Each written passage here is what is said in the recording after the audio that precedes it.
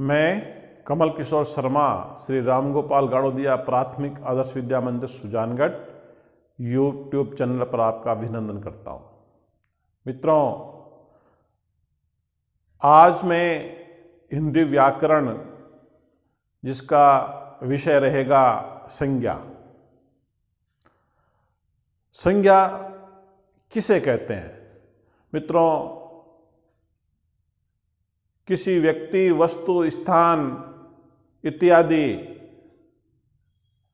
की जो बात करता है, जिसके बारे में बताता है, वह संज्ञा कहलाती है।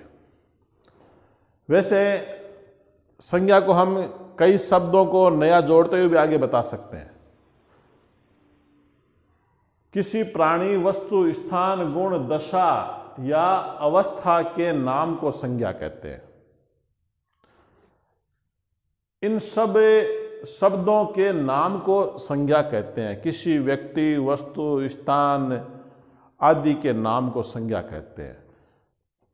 इसको हम आगे बढ़ा भी सकते हैं, छोटा भी कर सकते हैं, और इसी के आगे हम जब बढ़ते हैं तो संज्ञा के भेद होते हैं। भेद है व्यक्तिवाचक संज्ञा,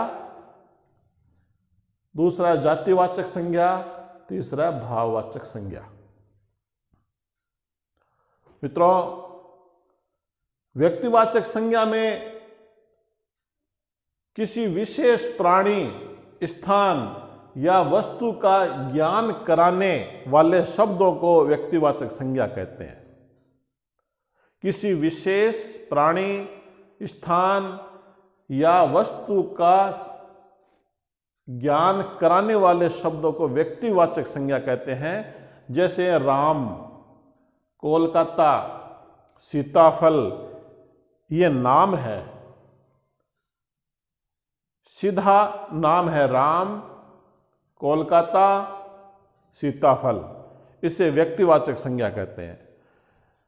इसी प्रकार जातिवाचक संज्ञा। मित्रों, जातिवाचक संज्ञा में किसी प्राणी, स्थान या वस्तु की जाति का ज्ञान कराने वाले शब्द जातिवाचक संज्ञा कहलाते हैं।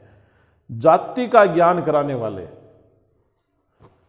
जैसे बालक, गाय, घोड़ा, पर्वत, नदी आदि, ये शब्द जाति का ज्ञान कराते हैं कि बालक एक जाति है, गाय एक जाति है, घोड़ा एक जाति है, भैंस, बकरी, पर्वत, अनेकानेक शब्द हैं जो जाति के बारे में हमें बताते हैं। इसी प्रकार तीसरा भेद है भाववाचक संज्ञा, जो भाव बताता है। ऐसे शब्द भाव, दशा या अवस्था का बोध कराने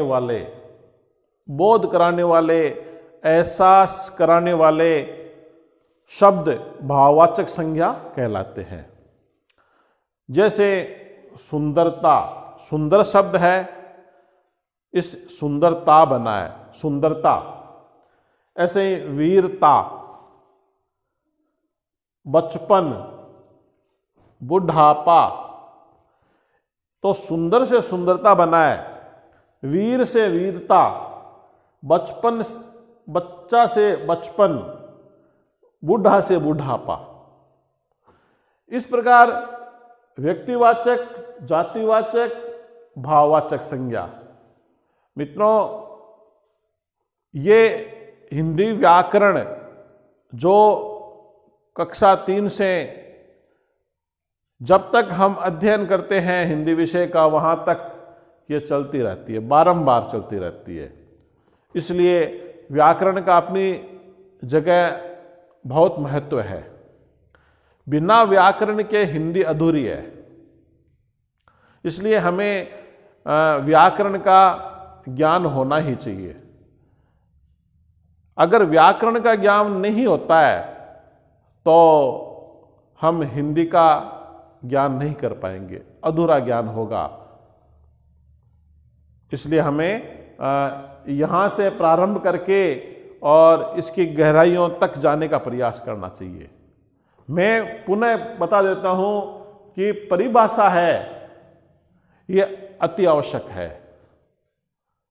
और परिभाषा जब हमें ध्यान में आ जाएगी तो उसके आने वाली जो कड़ी है वो सरलता से हम उसका अध्ययन कर सकेंगे। मेरा आपसे यही निवेदन है कि हम बार बार व्याकरण शब्द को महत्व देते हुए हमें इन व्याकरणीय तत्व विषयों को पढ़ना चाहिए और अपने जीवन में उतारने का प्रयास करना चाहिए। धन्यवाद।